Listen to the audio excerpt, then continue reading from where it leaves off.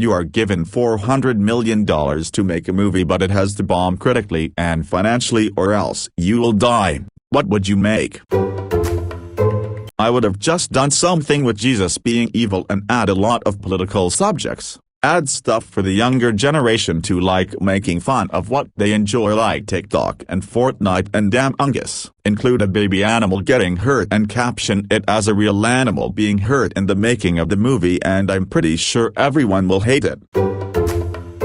So, having only heard of the producers with no idea what it was about, 20-year-old me, junior in college, wrote a bashful Hitler with my best friend and roommate. For a theater elective he made me take with him. The play is about Hitler being made to blush by a young girl, and the rest of his day, which he spends eating sweets and sitting by the Spree River, contemplating how it could be that such horrors exist in a world where sweets and rivers, and beautiful trees also exist. Orwell reference. Thank you. Unfortunately, it was very well received by everyone except the Israeli girl in our class, who was deeply dismayed to learn that I am, in fact, the grandson of a Holocaust survivor. Anyway, I don't know about this one. Has controversial, pretentious, artsy, beloved status written all over it. Look at Jojo Rabbit.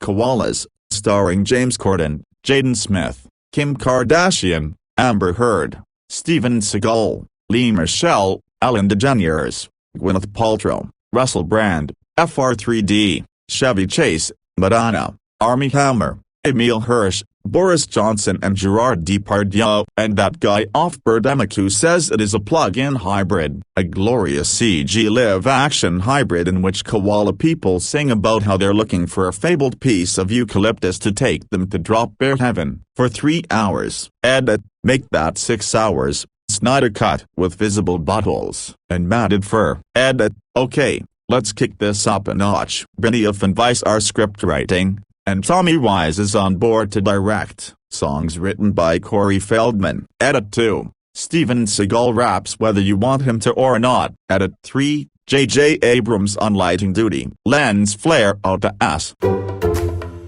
Make a sequel to the live-action Last Airbender movie which adapts Book 2, Earth. Do everything I can to mimic the first movie's choreography and don't show storytelling style. As for the changes I'd make, Toph is only an earthbender in training. She begs the gang, or should that be Gong, to let her come along and constantly has to be rescued from danger. Azula is the comic relief. Mai and Tylee are now just faceless assassins with no personality. Ira is a grouchy, abusive asshole to Zuko. I'm about to make a parody of all the Harry Potter films, but it's dangerously close enough to summon Rowling and her lawyers, and it will be all 8 of the films back to back with no breaks. All the main cast will be no names and all the extras will be big names. Nicolas Cage will play all of the teachers and Peter Capaldi will be Colin and Dennis Creve, but 50% of the time he'll just be wearing oversized robes and walking on his knees.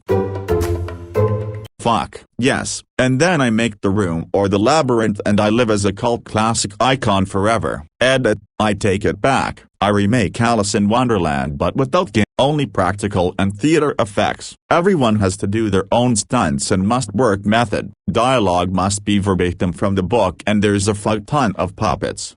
There's also a whole lot of humans dressed as animals. A lot of Fiona Fullerton Alice, and I can guarantee it'll be epic and a cult classic and it'll bomb in the box office. You can write the check now.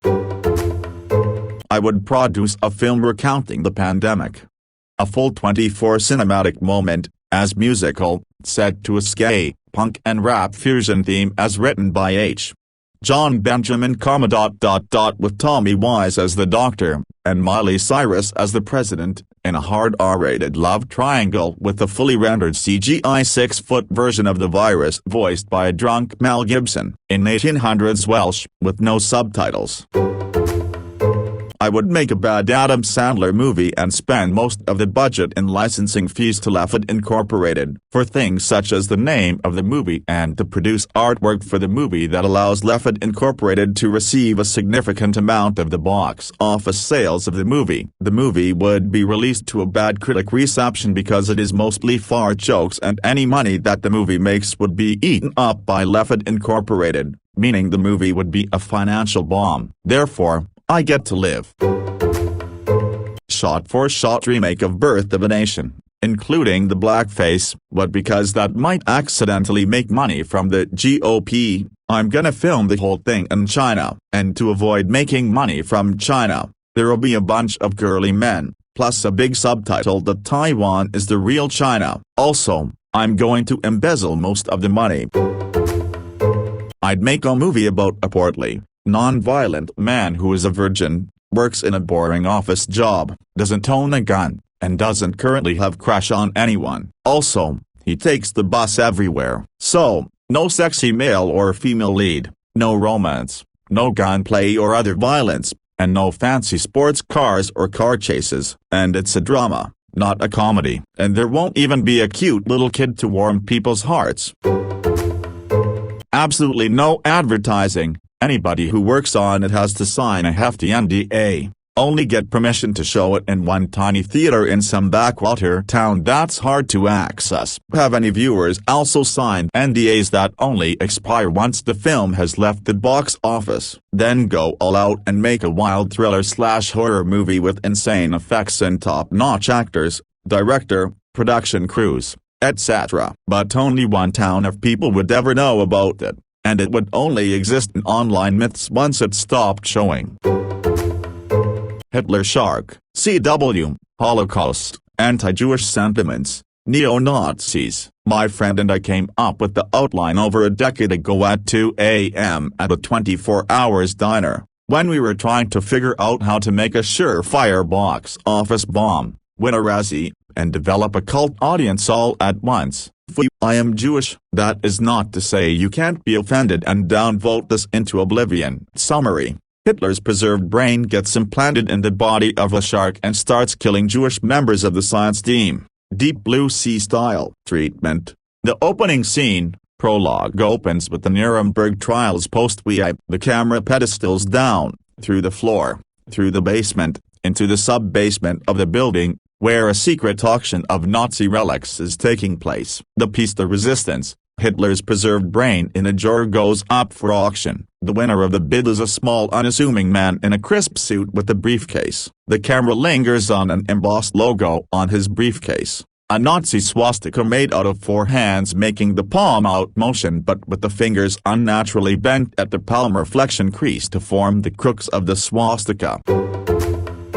Cut to present day. Blah blah blah. Exposition and establishing the protagonist, a female Jewish marine biologist with a twin brother who is also on the science team. The science team has been experimenting with shark intelligence, and wants to implant a human brain into the fish. That super-secret Nazi cult from the prologue persisted through the years, and is able to finagle it that the brain that gets used for the study is the Hitler brain the cult acquired in the prologue. The rest of the well-intentioned science team doesn't know it's Hitler's brain. The surgery is a success. The shark is agitated. They decide to give it a rest and not immediately commence with the testing. One of the caretakers feeding the shark gets killed, then someone else, then a third person, not all during feedings, some during testing, etc. Protagonist connects that they're all Jewish, gets dismissed by the rest of the team and not taken seriously, save for her brother, so she looks into the brain that was used and discovers it was Hitler's brain. She goes to the science team to let them know that they have to destroy the fish and they can't let it get out into the sea writ large, or it'll be another Holocaust. One of the 3 lead scientists, who happens to be bald, pulls out the Luger and kills the other 2, leaving just the protagonist and her brother. He takes off his lab coat and rips off his shirt. He's jacked. In the center of his back, taking up 60 to 70% of his back space, is the hand swastika logo. The brother tells the sister to go, destroy the shark. He'll fight the big bad. Standard trope, I won't leave you. Goo. Dialogue exchange. Sister comes face to face with the shark, at the shark tank. An intense shot, reverse shot, extreme close-up stare down happens between protagonist and Hitler shark. Every time the camera is on the shark, an audio overlay of one of Hitler's impassioned speeches plays, growing louder and louder. At the last, closest reverse shot of the shark, When the audio overlay is at its loudest and most unsettling, the shark has now grown a Hitler mustache. When the camera pulls back to a wider shot, it's now wearing a Nazi armband on one of its fins. She goes to the control panel and starts inputting a sequence to terminate the shark. Right before she pulls the lever, Jack neo-Nazi grabs her arm, really close to the frame, jump scare style. Implication is brother is dead, and now she has to fight him. He incapacitates her, then starts sequencing a different command, release the shark into the ocean. Protagonist grabs a pipe, runs up on him and hits him with it. A fight sequence follows. Neo-Nazi dude gets the upper hand and is grappling with protagonist, inching a Nazi blade, with the hand swastika logo on the blade, towards her heart. Suddenly, the gunshot is heard, and he falls over. It's the brother beaten and worse for the wear, but alive. Protagonist runs over to embrace brother, they start talking. Suddenly, the alarm goes off, and the gates separating the shark tank from the ocean begin to open. They look over at neo-Nazi dude. With his dying strength, he has executed the open tank function. He smiles and with his last breath says Heil Hitler shark, and dies. Brother and sister have to act fast. They wetsuit up and get into a partially exposed underwater craft meant for the lab, not the whole ocean, and they go after Hitler shark. Haven't mapped out the final battle beat for beat, but brother dies, and protagonist kills Hitler shark by shooting it in the brain. She surfaces, worse for the wear, but victorious. The world is safe from Hitler shark. Post-credit stinger. Two members of the secret Nazi sect are talking in their secret headquarters. A large fish tank adorns the room. A large octopus is the centerpiece of the aquarium. They are conferring about how their plan more than 50 years into making is ruined. The Führer shark is dead, all is lost, etc. The other one of them says not necessarily, and gestures to reveal he has another brain in a jar labeled Mussolini. Both men turn their gaze toward the fish tank. The camera slowly pans in as the octopus grabs a blue and white fish with its tentacle, and squeezes it. Cut to black. Fin. Hitler shark. The most boring and plodding war movie ever. It will be filmed in a desert where 25,000 soldiers will march for 3 hours on screen. The soldiers will rarely talk and the footage will all be shown in real time as the soldiers march 10th miles. Then it will end, with not battle and nothing happening in the movie. All of the speaking roles will be the most expensive and overpaid actors possible, with the goal of spending well over $200 million on actors, who will each only speak for a few minutes. They will not reveal any meaningful plot details, will make references to non-existent countries and places, and they will not be explained. Every time someone is shown speaking, it will not follow with any previously shown speech, and there will be no extended conversations. Most of the running time of the film will just be soldiers marching in silence, and there will be no score. All of the soldiers will be in unadorned armor, with shields and swords. There will be no divisions or differences in types of soldiers shown. This would be the most boring movie ever, and few people would be able to sit through it. Critics would hate the movie and audiences would shun it. Just do what Hollywood does to make sure that all their films fail financially. Start up a secondary company that I own, and then pay them obscene consulting fees. So, I have 400 meters. I pay my company 500 meters to consult on this film, and on paper I've lost 100 meters in the production of the movie, so regardless of how well my movie does, it doesn't matter. Then I just film my life for a month, unedited, and that's the whole movie. No one wants to watch that.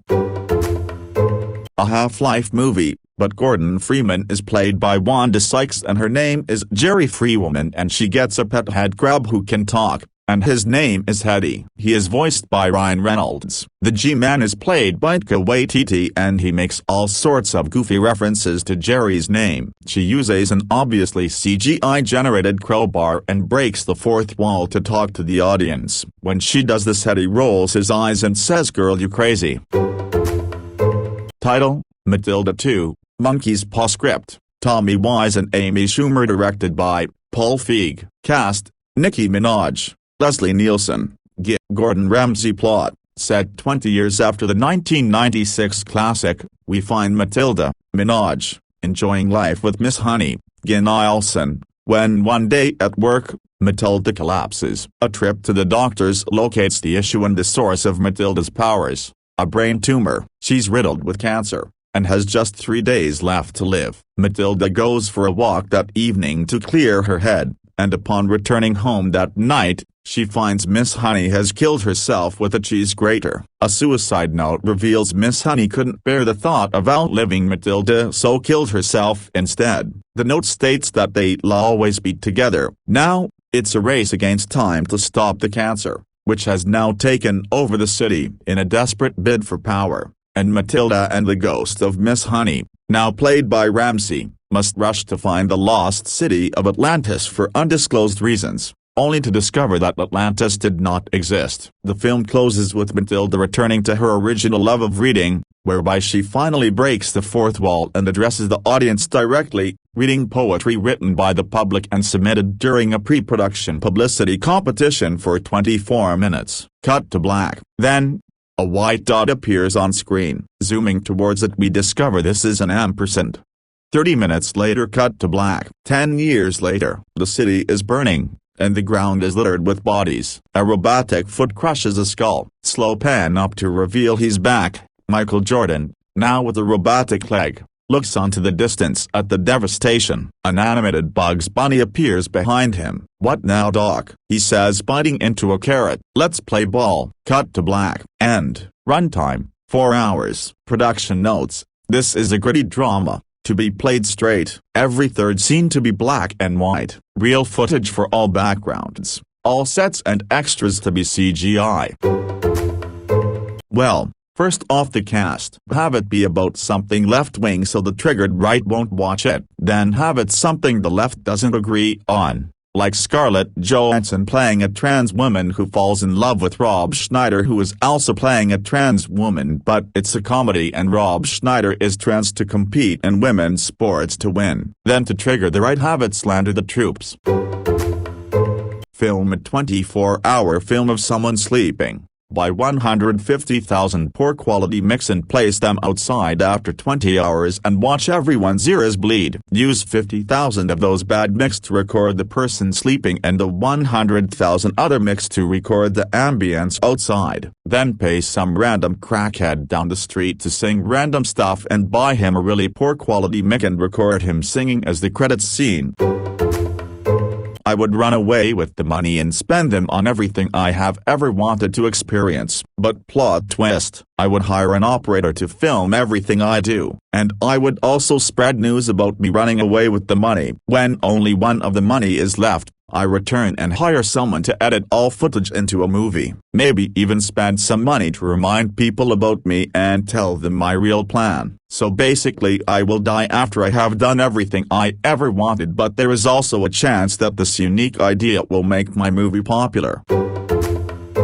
Buy $400 million worth of cinema-grade film and camera equipment, spare no expense. Then use all of it to film paint dry on a wall. Maybe throw in some A-list cameos where the actors just take a nap for a few hours on a bench in front of the wall. Pay them for the whole time. Do anything and everything it takes to spend every dollar, while the paint remains the focus of the shot. It will be so long and uninteresting that nobody will have the patience to finish it. Anyone who does should be so sufficiently done with this shit that they could never write a positive review.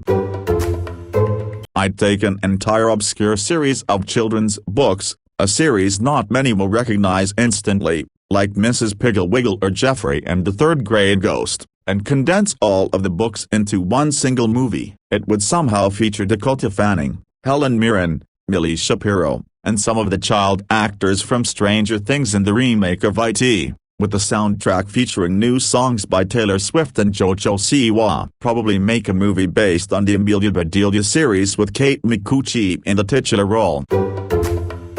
The entire history of Oatmeal with cinematography shot as a dystopian fantasy, narrated by Benedict Cumberbatch and Morgan Freeman. They would switch out every sentence. The animation would be done by Studio Ghibli, but the battle scenes would be done in Claymation in 60 frames per second. Act 3 would be about the future of Oatmeal, and would be performed as a stage play. The audience would all be dogs.